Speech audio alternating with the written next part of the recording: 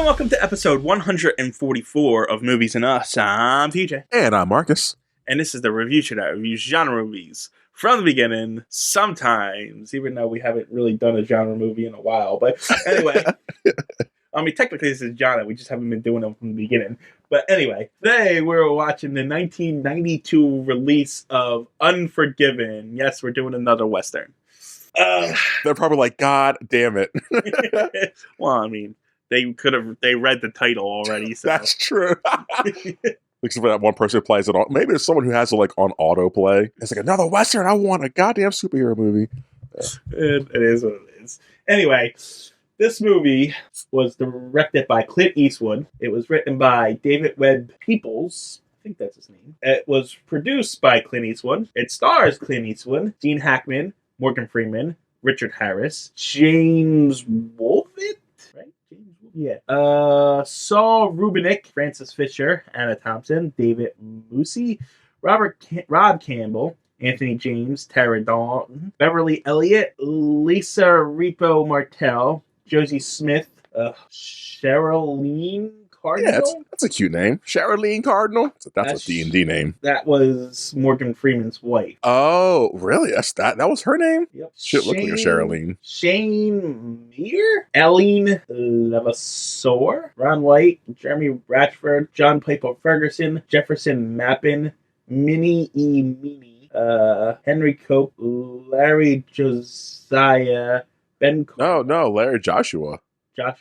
Larry Joshua, Ben Cardinal, Frank C. Turner, Lachlan Monroe, and Philip Hayes. Yeah. Who was the girl that got her face cut up? What was her name? Oh, shit. TJ. Cut face. Hold on. Not her. Probably, it was Anna Thompson was the actress. Anna Thompson? She played Anna Levine, I think. Well, no, because I got Anna Thompson playing Delia Fitzgerald. TJ. I don't remember character names from movies. I kind of pay attention. I don't know. Lisa? I don't know. Why? That's a question. Hold on. Because for the most of the movie, I thought that was Drew Barrymore. Really? She looked a lot like Drew Barrymore to me. Yeah, but this movie's from the 90s and Drew Barrymore. I know. I didn't. Probably 20 thinking about it. I didn't take that into consideration. I think her name was probably Strawberry Alice. Frances Fisher. No, I don't think so. I'm looking at her picture, and she's older now, but she maybe could have been her. I don't know. Who it was, man. Whoever it was, she looked a lot like Drew Barrymore. I thought it was Drew Barrymore for a while. Beverly Elliott, probably. Silky. Or maybe Lisa Repo Martel. Maybe her. Maybe her. I don't know. Whoever it was. That character name was... She looked like a lot like Drew Barrymore. Faith? I feel like that'd be her name, Faith, right? Just feels like a name they would have picked for the 90s. For someone who got their face cut up. No idea. I don't remember her name. Neither do I. And I don't see a photo. So. On my IMDb, it's like they're using all pictures. I think it might have been Lisa. I don't know. I didn't expect this to be a thing, but you know. It's definitely not important. It's probably one of those things about to cut out, probably. But yeah. Maybe anyway. It was a Penny Mooney, right? No. I don't know. Little Sue? I can't find it, so. Well, let me see. Was it in the description? Let's say the plot. Bounty. The slashes prostitute Delia Fitzgerald. So, who? Delia Fitzgerald is the character name. Anna Thompson. You were right. No, was it? Uh-huh. I never said Anna Thompson. You said Anna did. I said Lisa Rope. I said everyone but her. Because the character had blonde hair, right? Yeah. Yeah, this actress I'm looking at has brunette. So I would never have guessed that. Okay. Yeah, it is her. And I've clicked on her page and like all the photos on her IMDb are of that character with her face slashed up. Wow. So yeah, Anna Thompson. There you go. Took us 5 minutes. We're a well-oiled machine here. Apparently. Anyway, this movie is too long. It's 2 hours. Yeah. And 11 minutes. Want to go into the box office? Yeah, if the behind the scenes were that heavy, might as well. The box office budget of this movie was $14.4 million, and it made $159.2 million. Which is really good, actually. I mean, that's like $135 million in profits. My math's off there, but... Yeah. Now, that being said, it made how much? $159 million. It's our fourth time in this box office, TJ. Yeah, I figured. Yeah. Fourth time? Really? 4? Yeah. 1992? Yeah. That's what I was saying off screen. Like, wow, we've been to this box office. We've been to this box office so many times. I was just editing a podcast, one of our episodes, and we were in this box office. Like, holy shit. How many times we're going to this box office? And so I'll say the ones we visited already. So we'll start in the bottom. Is this the lowest we've been in the box office, I think? 2. What would have been like 1, Batman 2, Returns? 3, 4. Yeah, so you got 1. At number 6, we have Batman Returns with $266 million worldwide. At number 1, we've done this 5 times, now 4 times now, it was Aladdin, $504 million worldwide. So Batman Returns was probably the first time coming here. Our third time coming here is right under Batman Returns. You guess what it is? In 1992. Is it a superhero movie? No, that Batman Returns was the only superhero movie. So other 3 times we came here is because we chose to come here, DJ.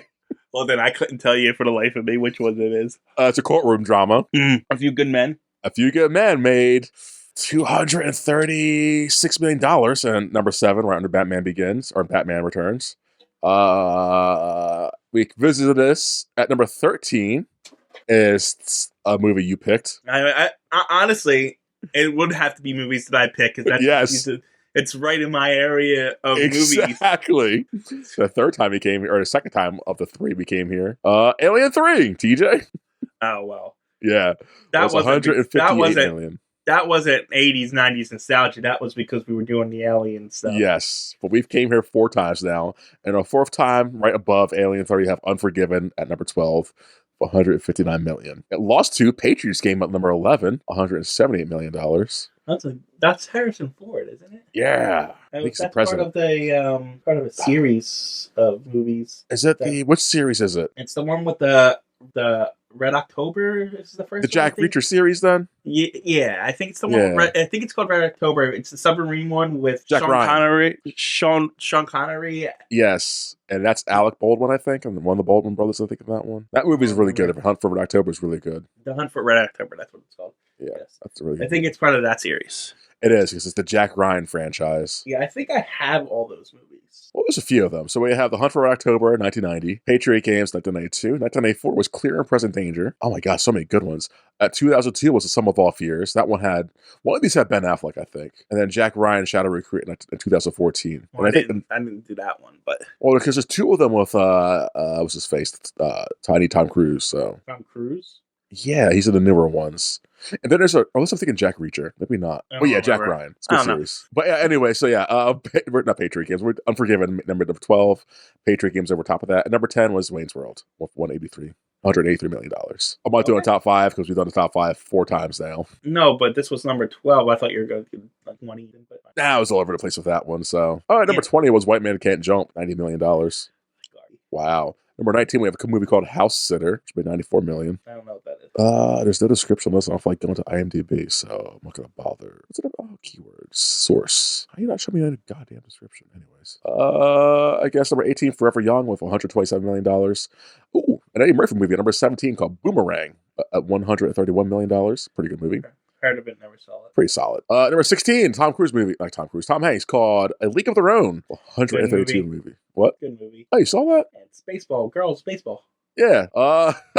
Death Becomes Her, which is a good movie. At number 15, made $149 million. I think that's another 2 strong female leads and the white guy from Die Hard. No idea. Heard of it. Not Ben Affleck. That white guy from Die Hard. What's his name? Bruce Willis. That's it. Thank you. God, I'm so bad at this.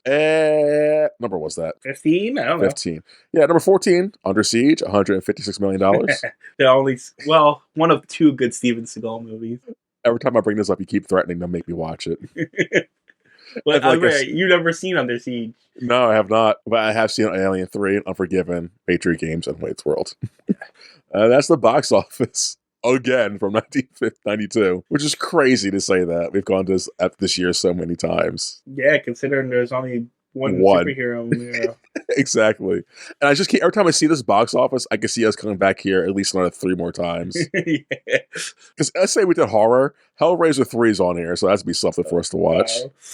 Buffy the Vampire Slayer feels like something you would pick. I love Buffy the Vampire Slayer. Exactly. Pet I own Sematary that. 2 is on here. That movie is terrible, but I own that movie and everything else kind of that goes around with Buffy the Vampire Slayer. That's amazing. Glenn Glary again, Glenn Ross's, which is a great movie, is at number 99. So like, there's a lot of movies. What a good year. I think I said that every time we do this box office, but what a good year. Between like 89 and like 94. Yeah, it's just good movies. Yeah. I mean, not to say there wasn't fantastic movies. It was just before that. I'm not going to say after because there was a period of time where it was nothing but garbage. Of course. But like the early 80s was a different kind of good movie, though. Yes. 80s, the 90s. And I would say I always be brazen to say the early 2000s. And then it kind of just gets too CGI heavy and like lackluster. I don't know. Like, too corporate, I feel. I think after 96 to 90 it was where things started to go downhill. But there was still strong stuff. Like 99, I think, or 2000 was The Matrix. That's a good movie. Yeah, there's still good movies there, but I don't think the list is as strong, is what I'm saying. Probably not. It starts getting, like I said, too corporate, I feel, Hollywood. The 70s was too freeing. There's that segue with the 80s, the 90s, and this comes too corporate. So there was a little grace period of good stuff. The Mighty Ducks came out 33 that year. Malcolm X for 34. These are good movies, sorry. What's another one I saw? Mighty Ducks is a classic kids movie, man. Candyman, 44. The Lawnmower Man at 45. Like, The Muppets Christmas Carol. That's a good one, 46. That's a great one. Yeah, these are just like good movies. Yeah. And this is just the top 100, so I can't imagine what else came out. Right. That didn't Wrong kiss year for movies. Seriously. Anyway. Yeah. So no discussion. Get to the movie we're actually covering. Yeah. Also, Sister Act came out that year. And every time I bring that up, I hear you just get so pissed. It's not a bad movie, the first one. It's definitely kids movie.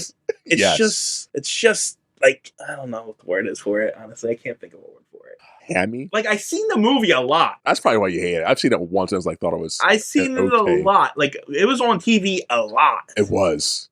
You're right. Like on TNT, they'll play that in the second one and shit. You're right. You're right.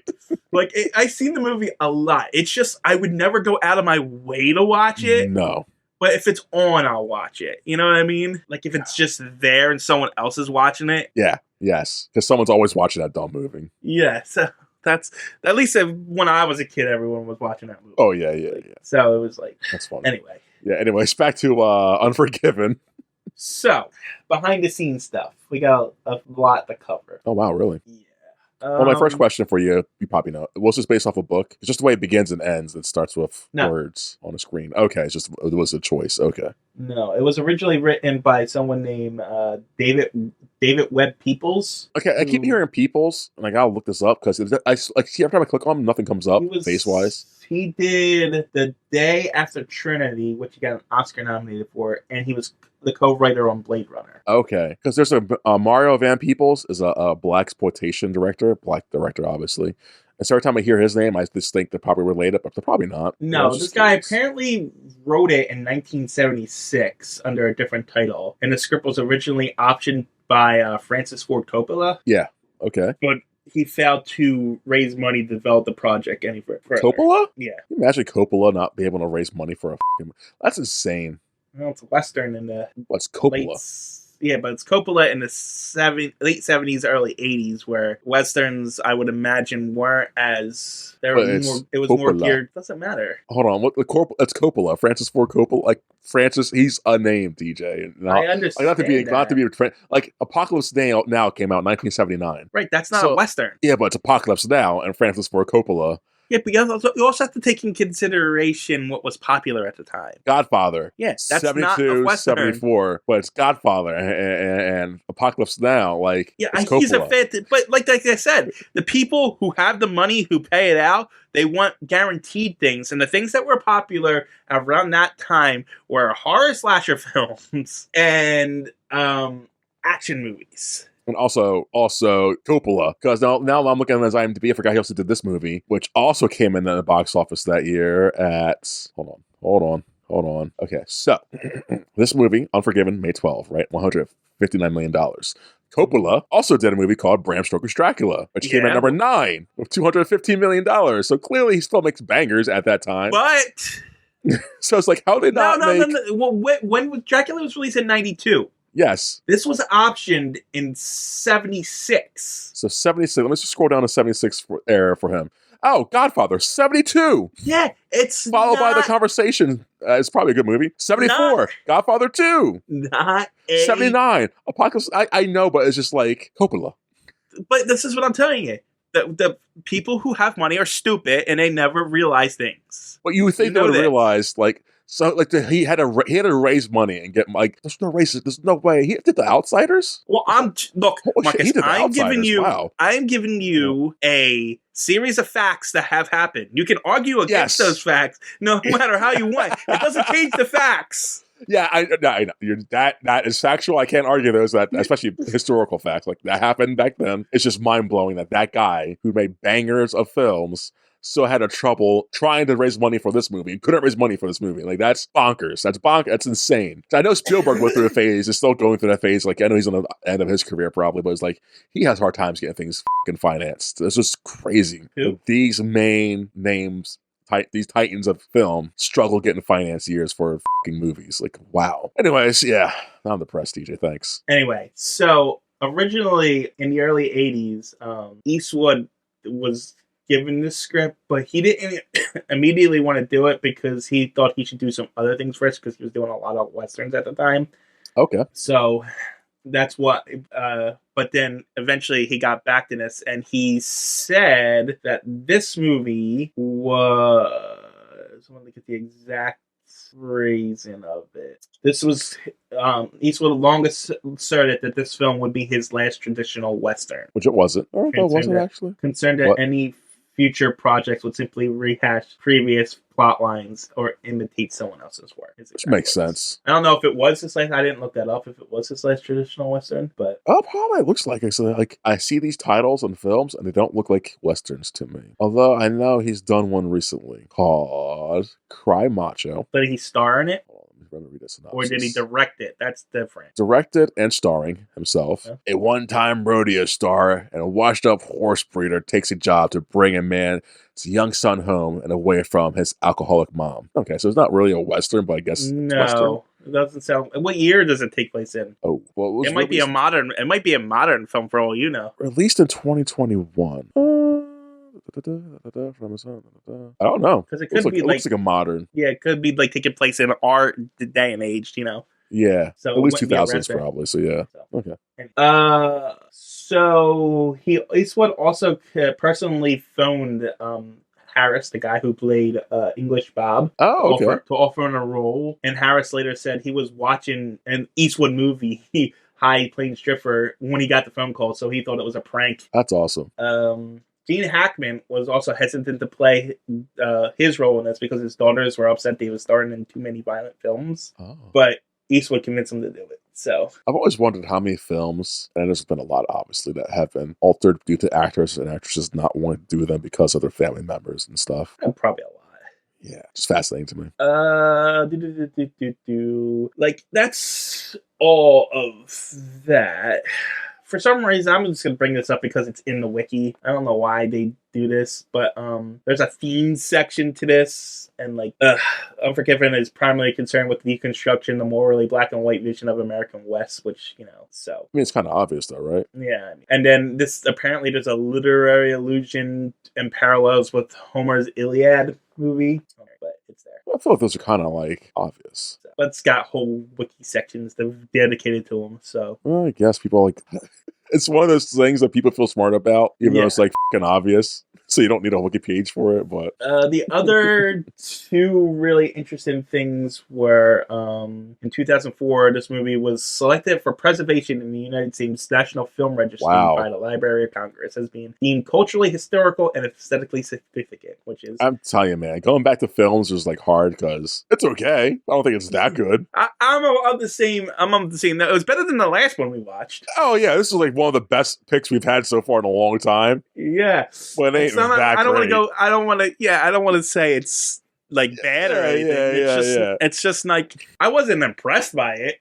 No, and I enjoyed it, but it's not like we got to preserve this film. Like, nah, we're good about preserving this one. The film was also remade in 2013. Really? Yeah, by a Japanese. It's a Japanese film. starring Ken Watanabe, and changes the set into the early Meiji era. Oh, what's it called? Unforgiven. Oh. I mean, yeah, okay. Makes sense, I guess. Oh, I feel stupid for asking that. I said remake. I don't know what more you want from me. I mean, yeah, I guess. You said 2011? 2013. Because there's a lot of movies called Unforgiven. Holy shit. Oh my god. There's one starring with Sandra Bullock. It's a common kind of catchy I guess. kind of name. Okay, here it is. Unforgiven, starring who? Ken Watanabe. Got it. Okay. I wonder if it's better. I mean, I guess it depends on whether or not you like samurai better than cowboys. No, because it looks like they're doing cowboy shit in the pictures. It looks like a true remake, TJ. Shit. I might like that. I'm going to add to my list. It's set in the early Meiji era. Yeah. Oh, I'm going to with that in the heavy. Hold on. That's I should know this, but I don't. You don't know what the Meiji era is? I know what the Meiji era is because I watch a lot of anime, but I don't know when it was. Oh, that's a good question. Oh, this looks good. Ooh, we should review that next. We should actually review next. What's up? You know what? Meiji era Japanese is from 1868 to 1912, exactly when the Old West kind of was around. So, yeah. Just saying, man. Anyway. I just want to see if I would like it just due to it being a foreign film. And more modern. Something we could talk about. Yeah. Anyway, let's move on. I'm going to go back to the box office for a moment because apparently this film was in the top position of when it came out, and its opening weekend was the best ever opening for a Clint Eastwood film at the time. Wow. It was also the highest August opening weekend, holding that record until it was surpassed a year later by The Fugitive. This movie has a 96% on Rotten Tomatoes, if you care about that. A little too high. And I don't really care about their opinion, but they're kind of historically relevant. So Siskel and Ebert criticized the work, though the latter, which was Ebert, gave it positive vote. Wait, that doesn't make sense. Gene Siskel and Robert Ebert criticized the work, though the latter gave it a positive vote for being too long and having too many superfluous characters. See, you gotta stop reading these reviews, TJ, because they're usually things I want to bring up, but it feels like I'm copying them now. You son of a bitch. Such as Harris's English Bob, who enters and leaves without meeting the protagonist, which I think is fine. I don't know why that's a criticism. I liked him a lot, actually. You don't need him to meet the main characters. No. Because Gene's, what's his name? Gene Hackman is one of the main characters too. So exactly, it builds his character development, so it works out fine. But despite his initial reservations, Ebert eventually included this in his films of greatest movies list. Nah. Now, again, to be fair, I guess those movies have changed a lot. Unforgiven was named one of the 10 best films of the year on 76 critics lists. Really? That's apparently. That was I just said that? Wow, okay. It's got Rockadoodle came out that year. There's no way this beat Rockadoodle. That movie's garbage. Anyway. The fact you know what that is, TJ.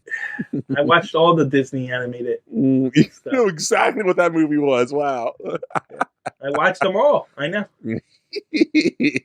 And the American Film Institute recognized this film. It's in the top 100 list of the AFI stuff.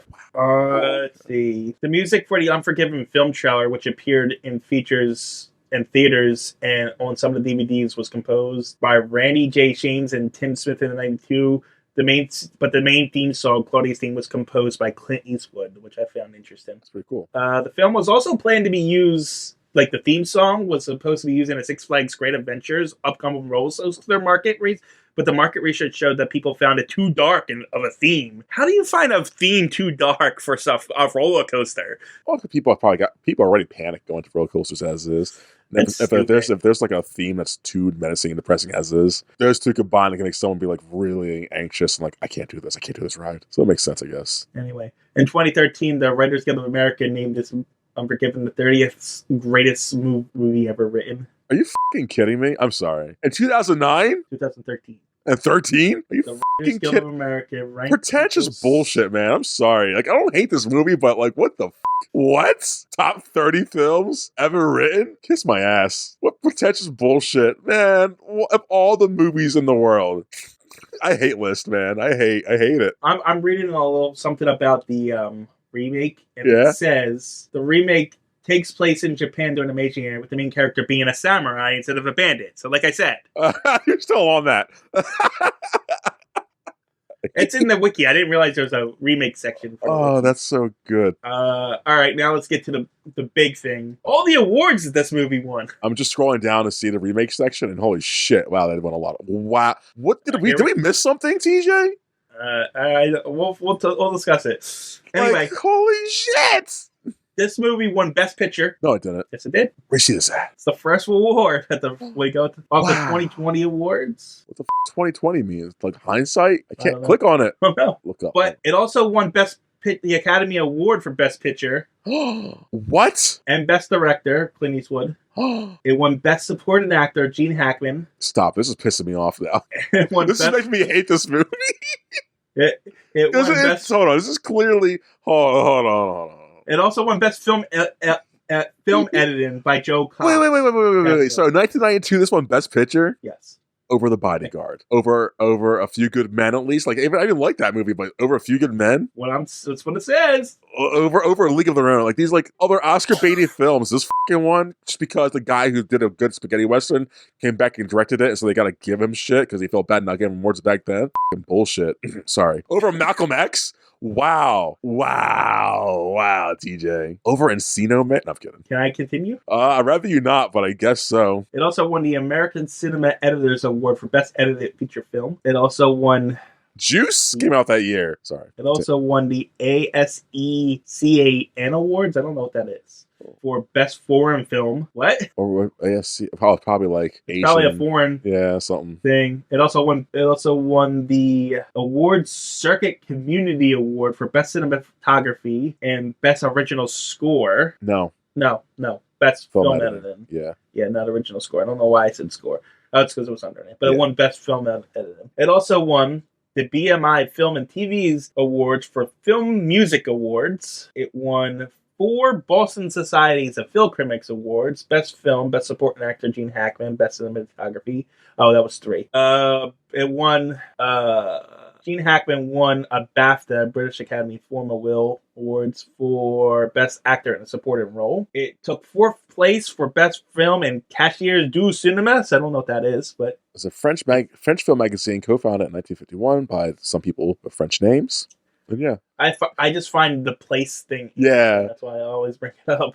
It Hold on. It won so many fucking awards, TJ. I know. It won the Dallas-Fort Worth Films Critics Association Award for Best Film Director, Clint Eastwood, Best Supporting Actor, Gene Hackman, Best Screenplay, David Webb Peoples, and Best Cinematography, Jack and Green. Won the Directors Guilds of America Award for Outstanding Directorial Achievement in Motion Pictures. It won what the hell? Fotogramas da Plata Best Foreign Film Award, Clint Eastwood. Where you see that at? It's F. These go alphabetically. Wait, what? The awards go Oh, I see alphabetically. it. Yeah. It's the award. It won the Golden Globe for Best Supporting Actor, Motion Picture, Gene Hackman, and Best Director, Clint Eastwood. Yeah. It won the Hachi Film Awards. I said Hoochie. Okay, Hachi. Yeah. Best Foreign Film Language Film, Clint Eastwood. It's awarded by the Hachi Shimbun. Is that Arabic? I have no idea. Oh, wow. Jesus Christ. What the hell's Hachi Shimbun? I'm going to continue on while you... Japanese. Okay. That. It's a Japanese language daily sports magazine. It won the Kansas City Film Critics Circle Awards for Best Film, Best Director, Best Supporting Actor, Gene Hackman. It won the... Oh my God, what are these names? Kinema Junpo Awards for Best Foreign Language. That is Japan's oldest film magazine. Yeah, I know. I recognize the Jumpo. Yeah. The word Jumpo. It won the London Film Critics Circle Award for Film of the Year. Some bullshit. It won the Los Angeles Film Critics Association Award for Best Film, Best Director, Best Actor, Clint Eastwood, Best Supporting Actor, Gene Hackman, Best Screenplay, David Webb Peoples, and Jack and Green, Best Supporting Actor for Runner Up. He was the runner up of that, apparently. Am I really missing something? There's no way. It won the Manichi Film Awards, which is also Japan, for Best Foreign Language Film. Now I know why this film got remade in Japan. They really like it, huh? Yeah. It also took 6th place in the National Board of Review Awards, Top 10 Films. Now, I wonder what about this movie it touched them culturally. Like, yeah, we with this. Like, does it remind them a lot of Seven Samurai or something? And like, It must. Yeah, this movie does feel very samurai-ish. yeah, I can see that, Yep. especially because it's really grounded and not too over the top. So I get it, but like, Yeah, it definitely feels like a Japanese samurai film, which is fine. Which is kind of funny because most westerns kind of take inspiration from samurai and stuff like that. So, it was obviously we were to suck. It was inducted into the National Film Registry. How? Sorry, I must have missed something, man. I don't get this. It won blow my mind. National Society of Film Critics Awards for Best Film, Best Director. Clint Eastwood took second place in Best Actor. Gene Hackman won Best Supporting Actor. David Webb's Peoples won Best Screenplay, and third place Jack and Green for Best Cinematography. They were the runner-up for Best Film and Best Director in New York Film Critics Circles Award, but won Best Supporting Actor. Gene Hackman also runner-up for Best Screenplay. Oh my god! Nick Cann Sports Film Awards for Best Foreign Film. I don't know why this is what's with the sports stuff. I don't know. I'm generally confused by all of this. Honestly, it won that one. It was inducted into the Hall of Fame Motion Picture of the Online Film and Television Association Awards. It won the St. Jordi Award for Best Foreign Film, which is Spanish. It also took third place in the Turkish Film Critics Association Award. It won the Western Heritage Awards Theatrical Motion Picture Award. And last, it won... Oh my god. The Western Writers... This one makes sense, though. The Western Writers of America Award for Best Movie Script. And... that was the 1,000 awards that it won. Weirdly, that made me like the movie a little less, honestly. Because it's so accolade. Like, what? I feel like a douchebag. Like, my ranking was at a certain number. Now I think it went down a number. I don't know how number. So I don't know how I feel about this right now, TJ. Anyways, what's after this, I guess? We're going to just dive right in. I don't think we got trailers because neither one of us watched like a DVD version of this. So, hell no. So, come dive into the movie. Don't sound so happy. Well, it's weird because the movie opens up with like a text scroll talking about a woman who married some bad guy, and where the movie is bookended by these two texts that have really nothing to do with this movie. No, I mean, granted, it's clearly about him, I suppose. It is. It's about his wife. Yeah, but like, it doesn't add anything to this. No, it's like, okay, his wife married his wife. His wife's mother didn't understand why this woman married this man, but she did.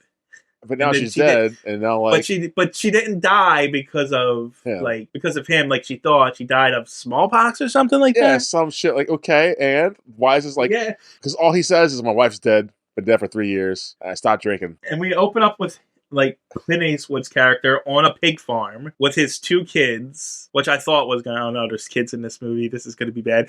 But they're only in it for like 5 minutes. Yeah, he abandons them. He what? He does abandon them. Because he doesn't get a babysitter or nothing. He just says, all right, 6-year-old boy, take care of your 4-year-old daughter. I was like, holy shit. What? Well, as he's doing his pig farming thing, well, I guess you skipped over the inciting incident of the whole shit because that happened. Was that the new? Oh, okay, I did. Yeah, I skipped over. That's what happens. Okay, yeah, that's the first thing that happens. Yeah, so then we cut to his ass. Yeah, because that's actually weird because it gives you the crawl tax on the farm, so I just figured it opened up on the farm. Yeah, no, it cuts to that. Yes. Well, that's how I would have opened it anyway. Whatever. Because the next thing is the title card, Big Whiskey, or 1880s. Like, why didn't we start here? Yeah, because now you're cutting for no reason. You're already on the farm. All you really had to do was zoom in and take off from there. Anyway, so yeah, we actually truly open up in Big Whiskey, is it called, you said? Yeah, Big Whiskey. Big Whiskey, where these two guys are sleeping with prostitutes, but the one prostitute laughs at the guy's little penis, and so he goes nuts and starts slashing her face up. And then, I don't know how long the scene lasts. They stop him, but do they? It's about 2 minutes into the movie. I'm watching it and right then now. Then they cut to Clint Eastwood? No. So he gets slashed up. He slashes her up in the face. They subdue him. They bring into the marshal, the sheriff of the town, Gene Hackman. Okay. And this is one long scene. Okay. Yeah. So that's the whole bit. And that's about 5 minutes worth of movie. Yeah. Okay. So they capture the guys. They bring in the sheriff, not the marshal. Sure. Gene Hackman's character, and he's gonna the prostitutes want them hanged, but Gene Hackman's only gonna whip them. But then I don't want to say pimp because he is a pimp. Oh, But the guy who owns the whorehouse. The brothel owner. Yeah, the Littlefinger. Yeah, essentially. But they're called something. They are, if I forget. Yeah. The proprietor of the brothel says that's not enough. That girl he cut up signed a contract with me, so she's damaged goods. Which is factual. So Gene Hackman finds them and says, okay, you're not going to get whipped. You're going to have to give over, 5 horses or something? Yeah, 5 for your best horses and 2 from the other guy for being there. Yeah. So 7 total. So 7 horses total, and they're not going to get whipped. And the prostitutes are not happy about this at all because of what they did. And I guess because also Gene Hackman's like, he's trying to really be like, we're not shedding blood here, no guns, no whipping. Well, people. Gene Hackman's not one. Actually, Gene Hackman's like, these are good boys. They just got out of hand, unlike you prostitutes who are unmoral in what you're doing. Yeah.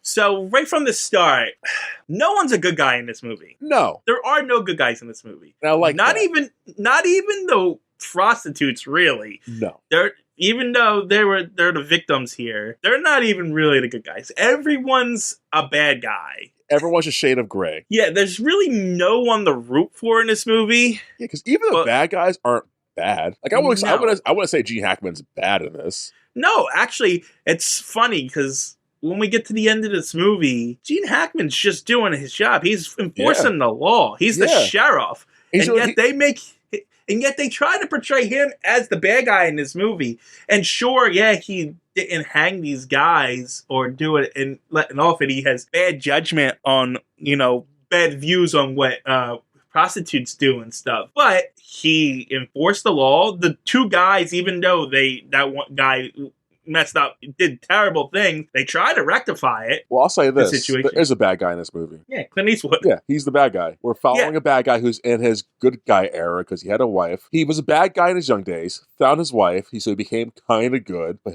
put his hat up, put his guns up, stopped drinking. Lady dies. And in the end? But I would say this guy I'd rather follow because he starts off bad. But we catch him in his good guy phase. Although he's always been a bad guy, I guess. No, he's his so-called good guy phase. Yeah, he's always a bad guy.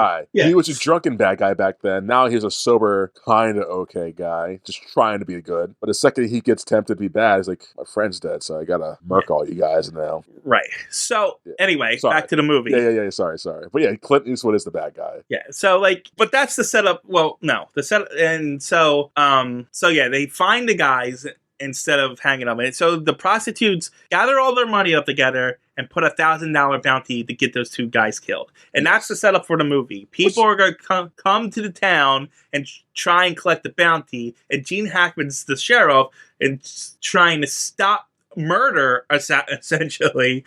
But yet, throughout the whole movie, he's portrayed as this bad guy. Which is a very great concept for a story. I like that. But here's the thing. Yes. That's intentional. What do you mean? The whole thing is intentional. What do you mean? What's intentional? And because you're saying it's a bad thing. I don't get what you're saying. I'm not saying it's a bad thing, but that was their intention for this movie. So the movie, I'm reading from the wiki here, is concerned with deconstruction the morally black and white vision of American West, which was established by traditional works in the genre, as the script is saturated with unnerving reminders of how how the main character's own horrific past as a drunken murderer and gunfighter haunts him, essentially. Yeah. But essentially, the main thing I wanted to read from this was there's a few good quotes in here. The protagonists, rather than avenging God-fearing innocent, are hired to collect a bounty offered by a group of prostitutes. Men who claim to be fierce killers are variously exposed as being cowards, weaklings, or self-promoting liars, while others find that they are no longer having it in them to take another life. A writer with no concept of the harshness and cruelty of frontier life publishes stories which glorify common criminals as infallible men of honor. Yeah. So, that's kind of the whole thing. Yes. So, but that's what I'm getting at. That's what this movie feels like. It feels like twisting themes on its head.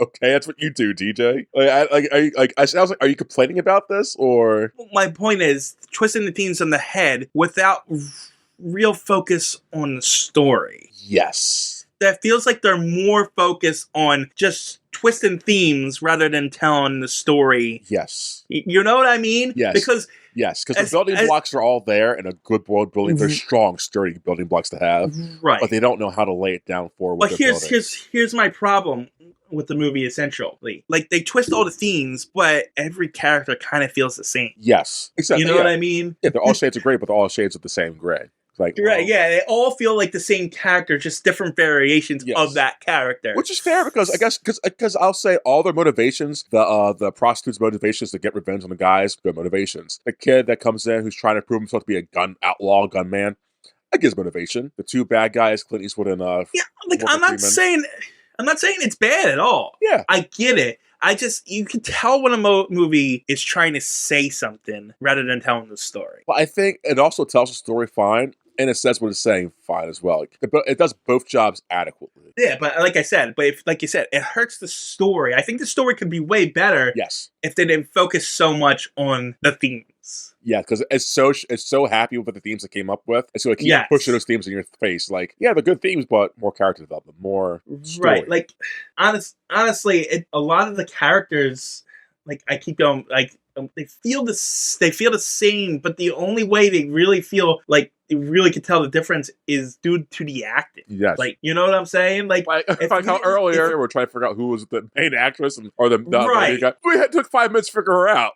It shouldn't take us that long to figure out, oh, it was her who did this. Right. So it took us that long to figure out. If we didn't have Clint Eastwood and Morgan Freeman as the two leads, and actually the other kid who also did pretty good. I don't know his name. Oh, James Woolvett. He did pretty good too. If you didn't have those strong actors in those roles, they kind of would have felt like the kid would have felt like complainy, but just like a younger version of them. Yes. So like they would have felt like the same characters with weaker actors, and that's a fault of the writing. Yes. It just shows how good of an actor that Clint Eastwood and Morgan Freeman and these guys are, that they can take those roles and separate them. I think even them, it could have stronger actors. Like, they were okay. They were good actors in this. I do think the acting holds up this movie overall. Because even the prostitutes are holding it up. And like, and I think it's slowly because we're visually seeing these people. If you're just reading the story, you would be so fucking bored and confused of like, wait, which character was that? Oh, that's the prostitute and that's the cowboy. So we're visually seeing who to care about. That's true, but I would also argue that's what movies do in general. Yeah, but this is doing like a weak job at that. Right. I couldn't. Like what's the main guy's name? The main guy, Money. First name? William Money. Okay. What's the black guy's name? Ned. Dead Ned. Yeah. G. Hackman? Ned Logan? Jake Hackman's easy. Little Bill, right? Little whatever. Bill Daggett. Yeah. I remember him and the London guy. English Bob. Yeah. I think this is not fair, though, because my memory is... yeah, but again, like, we will remember character. We will remember, like, Civil War. That's my point. Like my memory is not unfair because I just remember a lot of things. My memory is like a steel trap. Yeah, whereas a normal person, it took you a while though to remember those names. Yeah, but like I did remember them, whereas a normal person wouldn't remember their names. So that's the problem. Like, it's just like it's a good fundament, good building blocks. That's why I'm curious about the remake, the Japanese remake, because I wonder if they actually improved upon it at all, or they just did a shot-for-shot remake or something. So I'm just curious. Well, I could tell you right off the bat. Let me click on the remake real quick. I'll tell you right from this. Let's see. Yep, it's better. You know how I know? No, I'm not. I lied. Oh, why? I was gonna say if it's shorter. No, it's probably not. Now it's 4 minutes longer. 4 minutes longer. Oh no. Oh god. Yeah. Because this movie could be cut down. I would probably disagree and say it could be longer. Or maybe, no, I think it's fine at the length of this. It's just got to refocus on what to focus on. I don't know.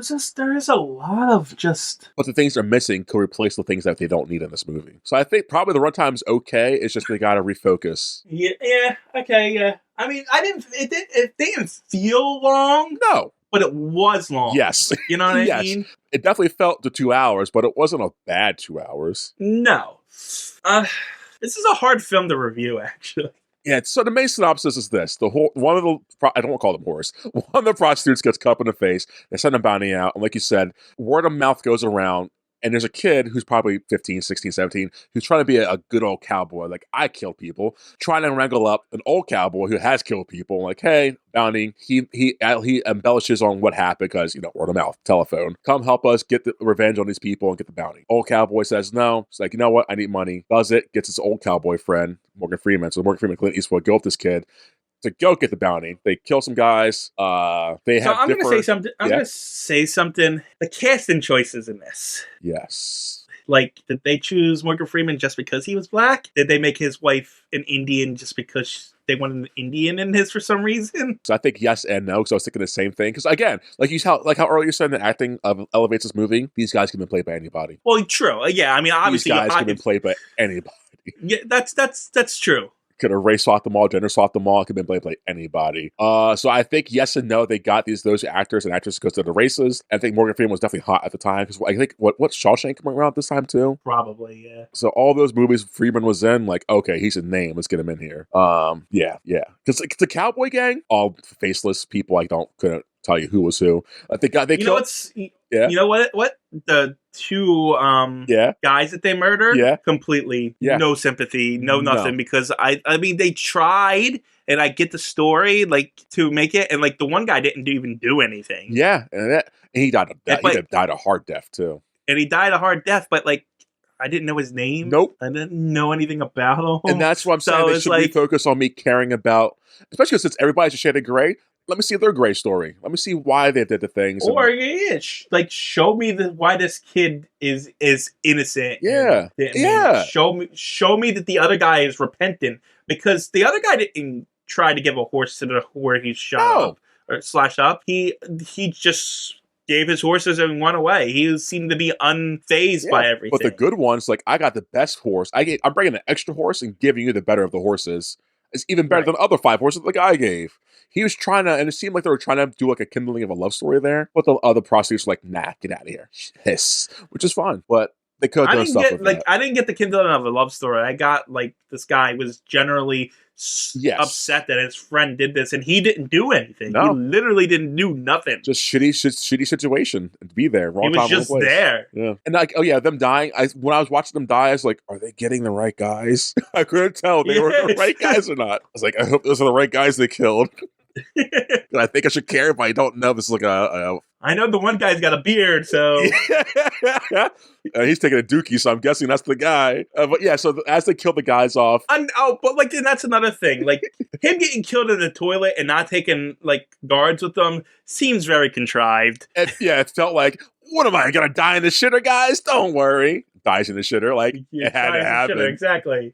Well, I like it also because as they're killing off these guys, or attempting to kill off the guys, our main group of 3 guys are dwindling away because, like, they just can't stomach. The old guy can't stomach. Morgan Freeman can't stomach this anymore. It's like, I'm not a killer anymore. I'm a good guy now. I can't kill this guy. And he hands the gun over to Clint Eastwood, who does kill the guy. Well, I like it because, like, this movie is trying to go out and saying, like, Clint Eastwood was a spaghetti western glamorized guy. In this movie, he's got a hard time getting on horses. He's got a hard time taking shots, sitting, and showing you all the shitty sides of being a western cowboy, because you're camping out in the weather. Right. It's raining. You're getting sick now. Like, I like all that stuff in this movie. It's not glamorized at all. What's up? Let me ask you this. If it was just a regular actor who had no history with glamorizing spaghetti wedding, would you feel the same way? It depends on how the story was. If it was exactly this movie, no. But since it took spaghetti western Clint Eastwood, yes. Yeah, because it was Clint Eastwood, you felt it. But because if it was just a regular actor who's never been in a spaghetti western before, it'd be like, oh, this is just happening. Yeah, so, okay, he's the only non-replaceable person in this movie. That, like, we need to see him, like, this shit sucks. I hate this. But also, being a pig farmer sucks. Being in the West in the 1800s sucks, guys. Like, man, I want to do it, now I don't. But yeah, as our main guys are dwindling off because he can't stomach it, the kid kills the guys taking a shit. He's like, I'm not a killer. I can't do this ever again. So, you know what? You know another weird movie about this film is? Yeah. I feel like there's not enough cast. Yes. But also too much. Yeah. Again, too many faces, not enough story. Well, not like them. It felt like they should be killing more than just these 2 guys. Yes. And it feels like they should be more bounty hunters too. Like, they should be dwindling off a little more. At the same time, it's like, that feels like it would be too many too. Exactly, and I think that's because we want the Hollywoodized Western. This is more real to the old Westerns. Maybe not. Maybe the gang was just staying together because they had to protect him, but they don't want to stay there to protect him. So, I think like, this is actually, I don't know if this particular story is based on facts, but I No, know William Money was a gang. He had a gang and Okay. was an outlaw and stuff. So I don't know how factual this is to any specific thing. I think this is created in its own bubble, yeah, okay. but I don't.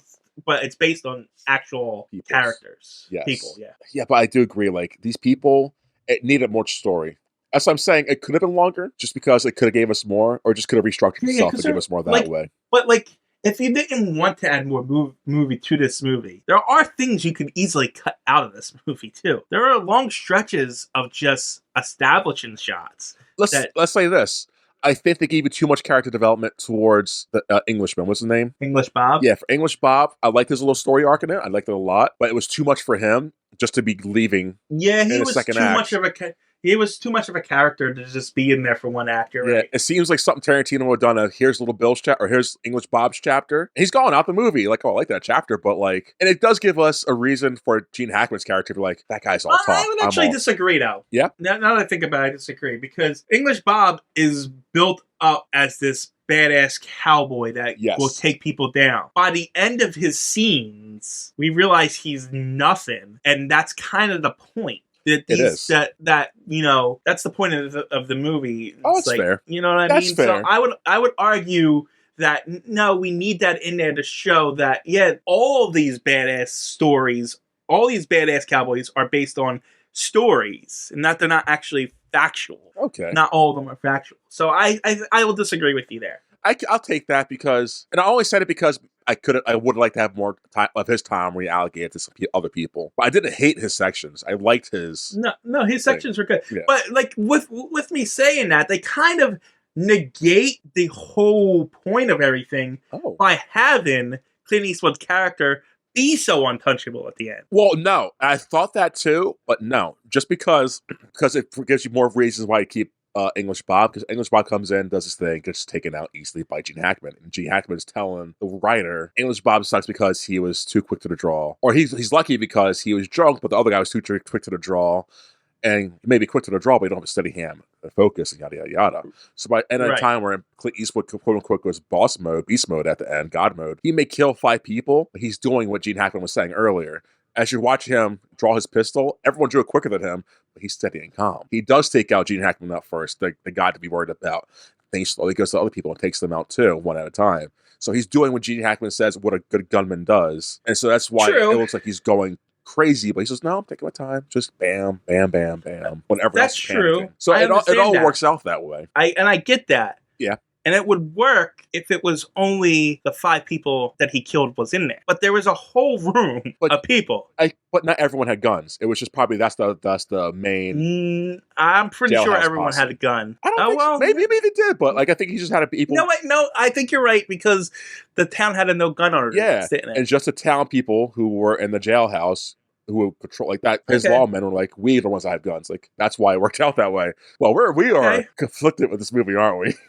We're very conflicted with this movie because there's good stuff in this movie. Yes. There's really good stuff in this movie. Yes. But it's lacking. Yeah.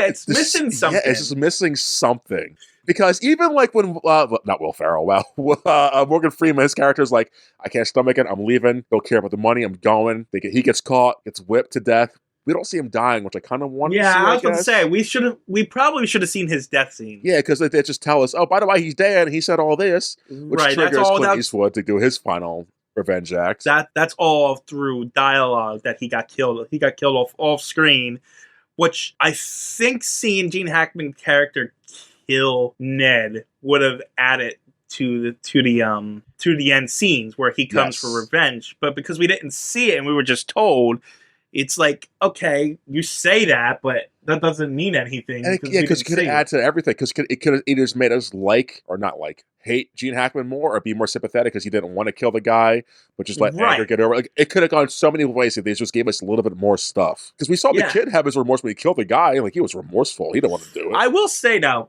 were you a little uncomfortable with the whipping scene? I thought I would be because you think race. Like, Yeah, it should be a race issue. why did they choose to whip the black guy? Exactly. So you think there'd be some kind of like, I should be really like, that's some bullshit. But it wasn't that. It's just I would have been upset if Gene Hackman, if the first 5 minutes they didn't say whipping was a thing. So they already alluded that they whip people sometimes. Yeah, that's true. It wasn't just pulled out of nowhere. Yes. It was established. Yes, it was established, and these guys that we followed did kill someone. He was part of that gang, so like his whipping was deserved. It's just it did kind of feel racial until you put those things all together. But at the same time, I think if they would have whipped the kids in the beginning, it would have made that scene a little better. That too, for sure. Oh yeah, for sure. Because it's the only whipping in the movie is Morgan Freeman. Yes, yes. So it did feel a little, but you know, yeah. I wasn't too disturbed about it because I like, okay, they do this to people. No, they did. There's enough. That's the problem with this movie. There's enough justification to forgive its sins. Yes, which is why I think it won so many awards. Yes, but the problems are still present. It's missing something. Yeah. I don't know what it is, but because it's I can see why people get, like I said, I can see why it got accolades. It's because it's almost a fucking great movie. Yeah, I can see it. Right, you obviously can see. Yeah, but it's just I don't know. Like it felt both slow and fast. Yeah, it's just missing soul. There's no soul to this movie. There's no like. I'm not saying it's cookie cutter or like AI made it or anything. It just feels like you said, like we said earlier, they have the elements and themes they wanted, and they want to hammer that shit in. It's like taking like your classic cookie cutter Western, right? Yep. And making the cookie cutter opposite of that movie. Yes, and for good reasons. You know what I mean? Yeah, like I'm not saying that's a bad thing, but it's almost like the basic opposite of a 50s Westerns movie.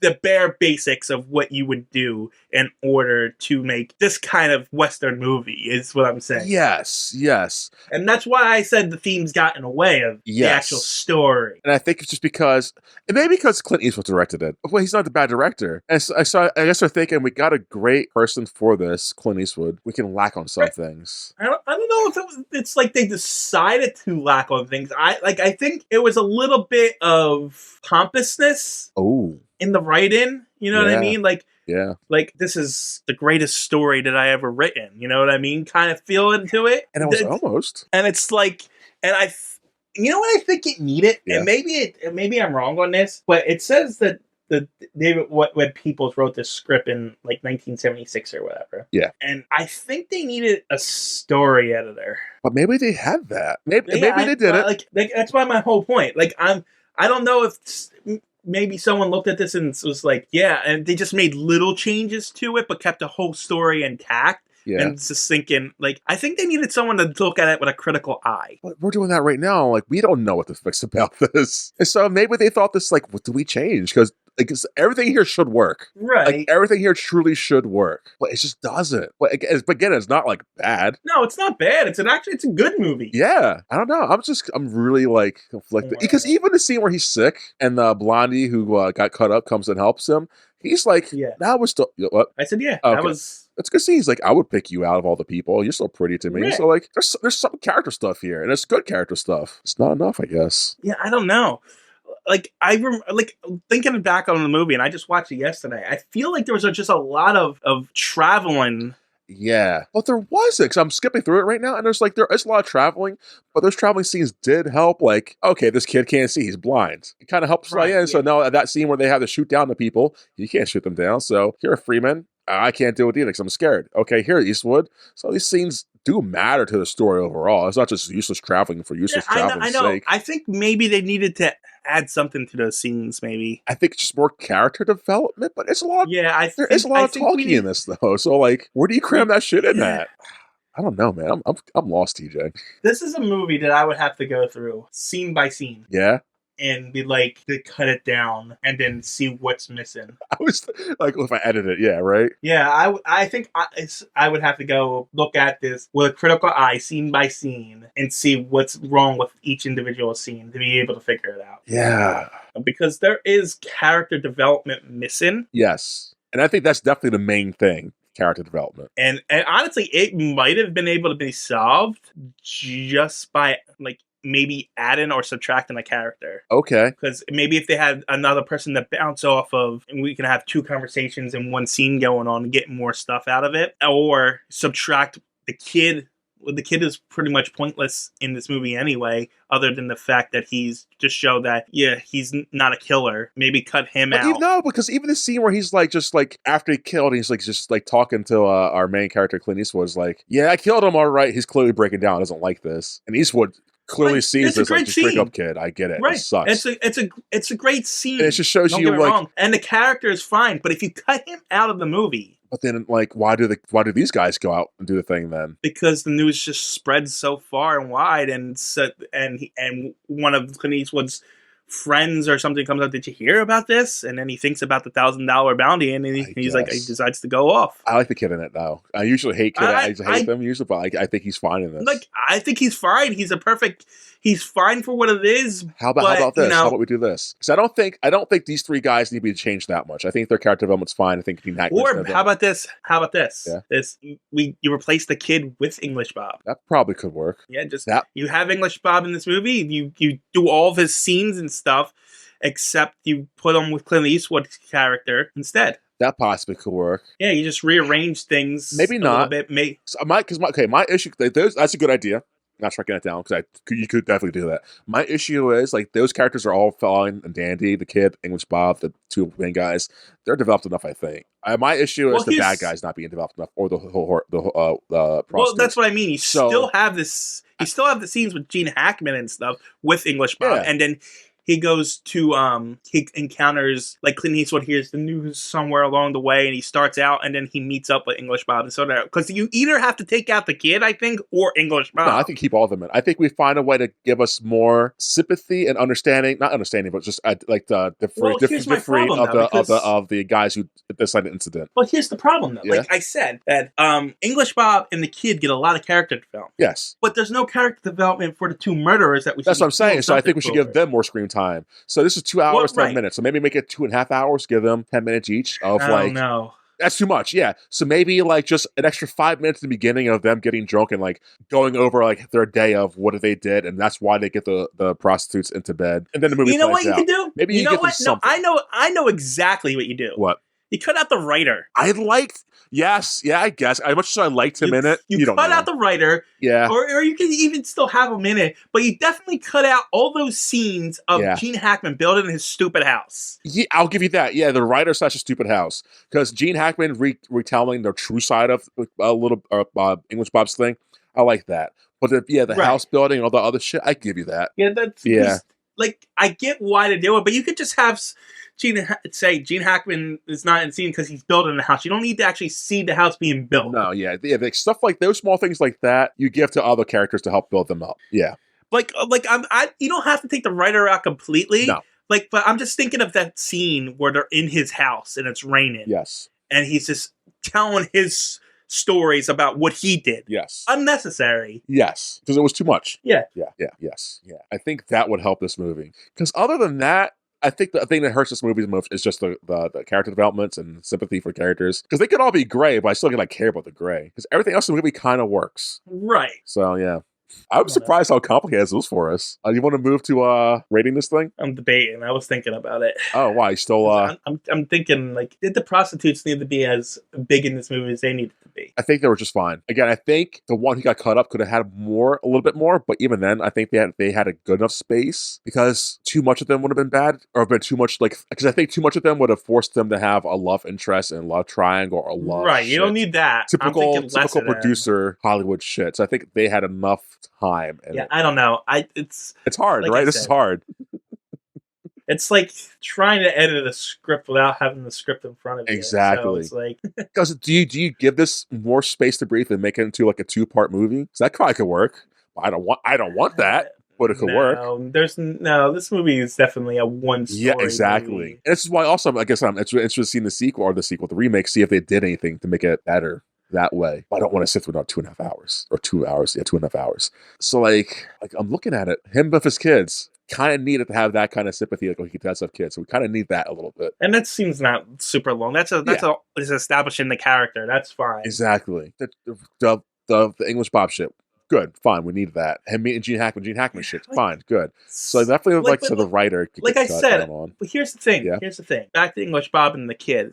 Like, yeah, they added to the story, but really all they added to was the world and how these legends and these stories aren't what they're like supposed to be. that. And that's what I like. It's just more to the theme. I like that the Yeah, I kid know. shows that what Clint Eastwood could have been if he would have chose not to But- follow his path. But you could have this movie without them. And I don't think it would hurt the movie not having it. That's fair. Maybe, You know maybe what not. I mean? Maybe not English Bob though. I think we need him. Maybe less of him because it does help push. No, Because it does help push Gene I don't think Hackman's so. Hackman.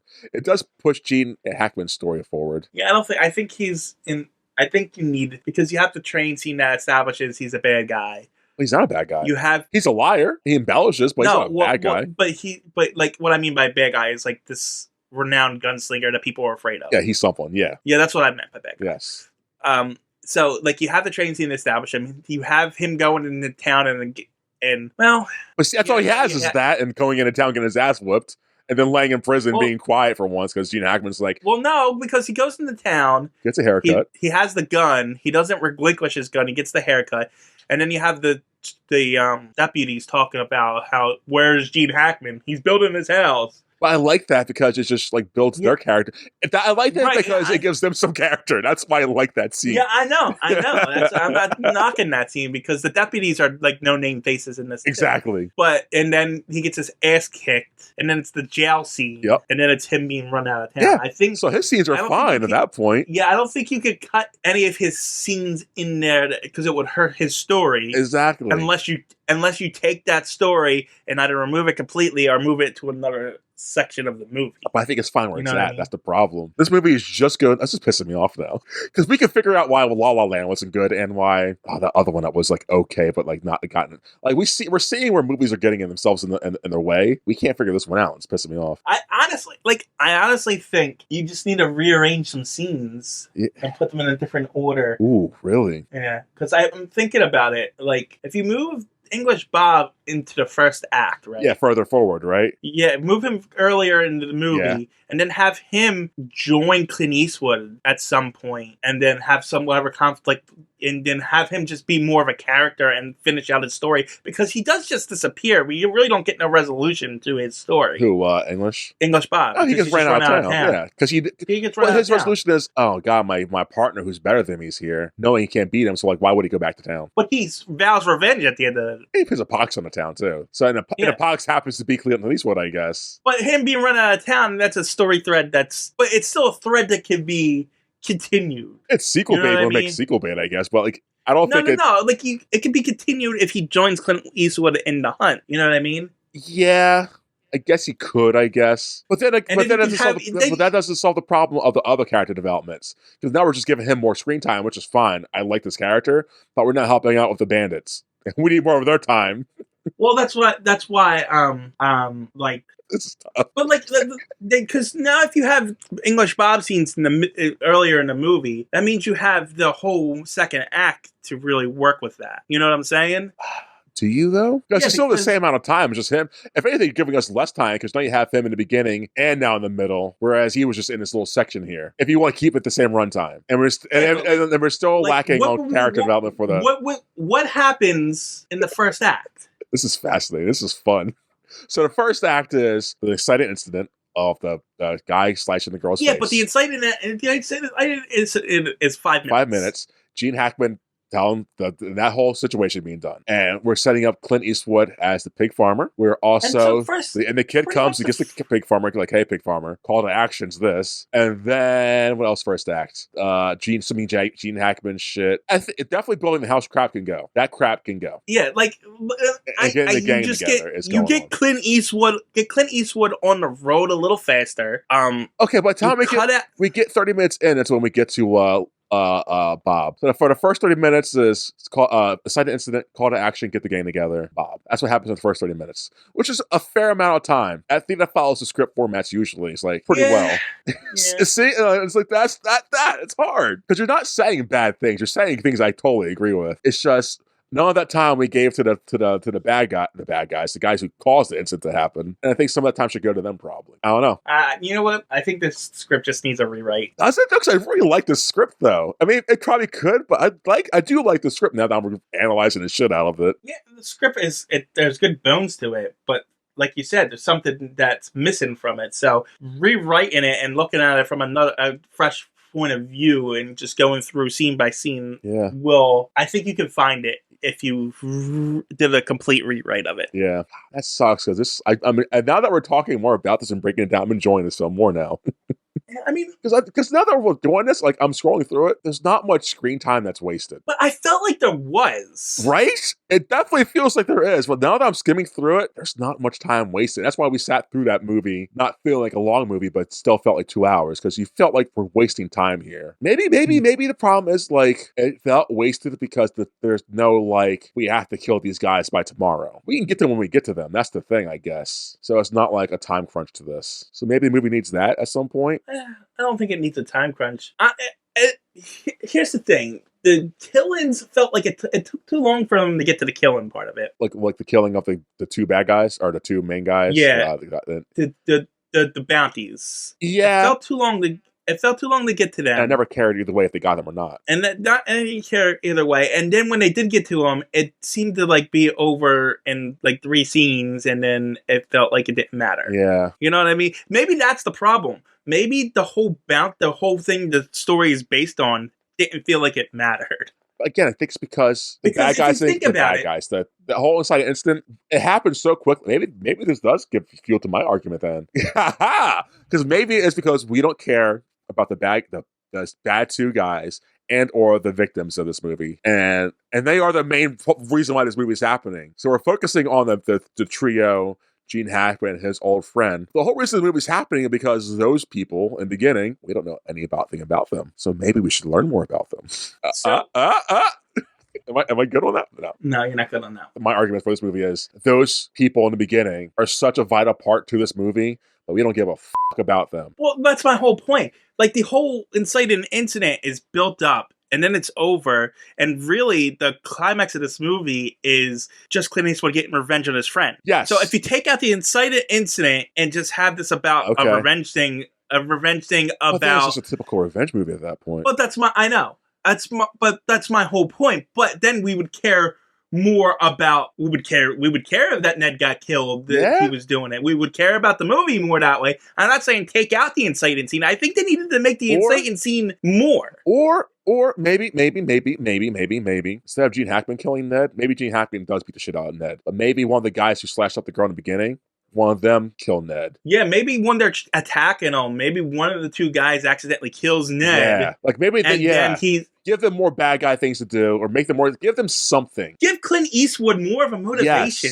Yes. Yeah, this needs more that stuff, yes. Because it felt like at any moment, it was like, Clint Eastwood doesn't really care about these guys either. Exactly. It's like, I'm just doing this for the money. But it didn't, people who do things just for money are more callous. And he didn't come off as callous and as, you know what I mean? He felt like, I get the whole struggle between good and evil, but it didn't feel like he really wanted that money. No. You know what I mean? He was just doing it because he kind of wants to go back to his old lifestyle. He was doing it, it felt like he was doing it just because. Yeah. Like you say, he's like, it's too hard. I go back to my old lifestyle. Or I can find someone else to kill, or I can do something else. He's just like, there's never...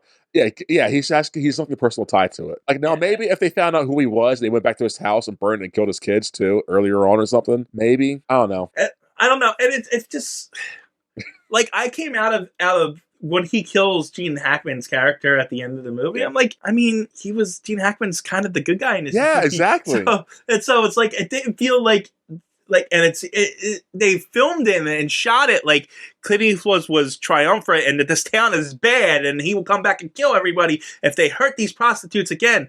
But no, the bad guy just won. Yeah, the bad guy just won. The town didn't hurt the prostitutes. No. It was these 2 guys outside of town, and you just killed the town sheriff, and now they have no law. Exactly. You killed not just the town sheriff, but the whole town sheriff's crew. Right. Everyone who So had a now gun there's for a reason is dead because of you now. and now everyone's gonna have a gun, and now the town's gonna become lawless, and it's not a triumph. Not at all. Which is But good. the I'm movie cool with that. But that's fine. But the movie portray it as if it's Clint Eastwood is the hero here, because now he goes home, gets his kids, and goes to California, as the end credits tells us. Yeah, which is cool, I guess. But I guess it didn't portray that tonal shift well. Yeah, no, that's my whole problem. Yeah. There was no tonal shift. And it should have been. It was Clint Eastwood is the hero in this at the end of this movie. Yes. That's what it felt like to me. And it shouldn't have And been. it's not how it should have been. It should have been worse.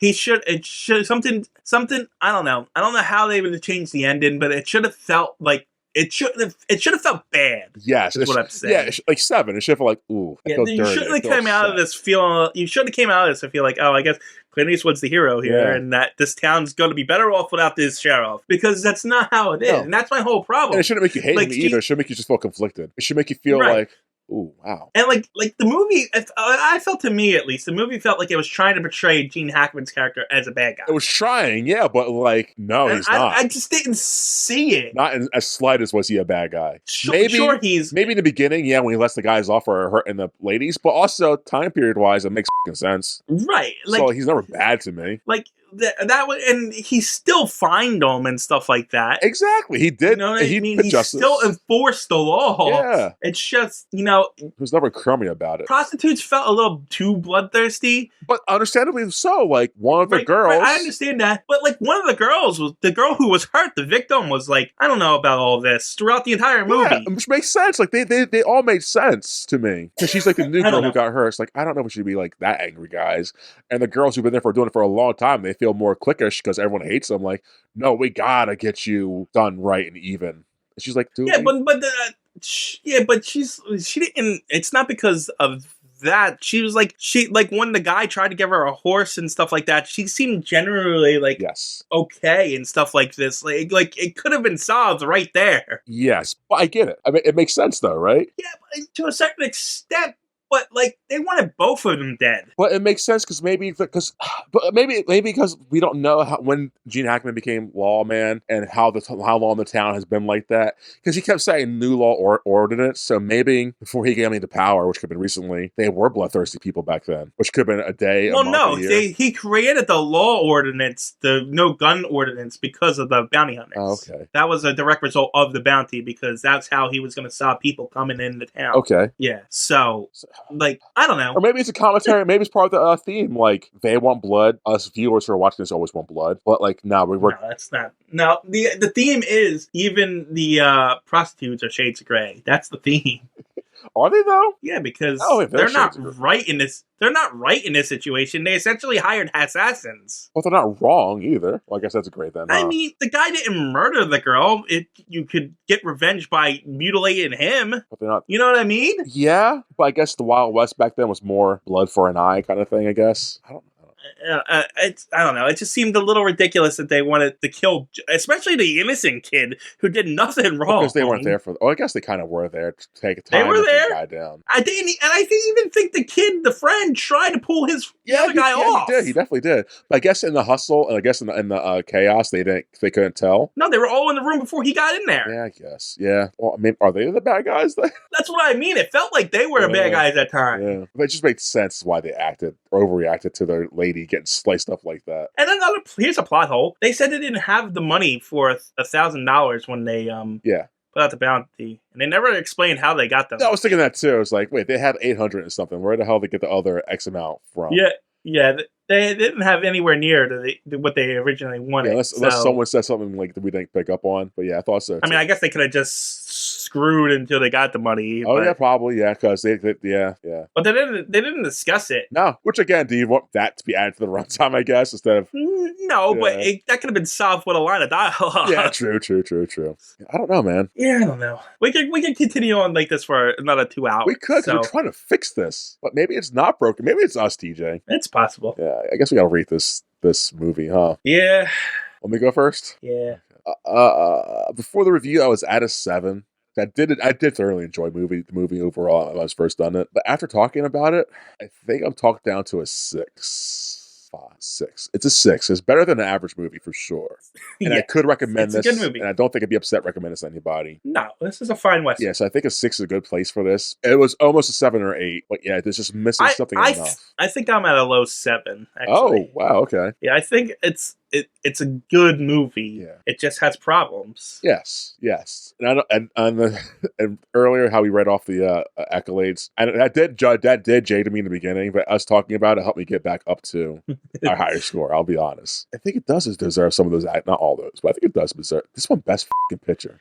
It does deserve somebody. What? Go back to the box office. Oh God. What came out? Oh yeah. Okay.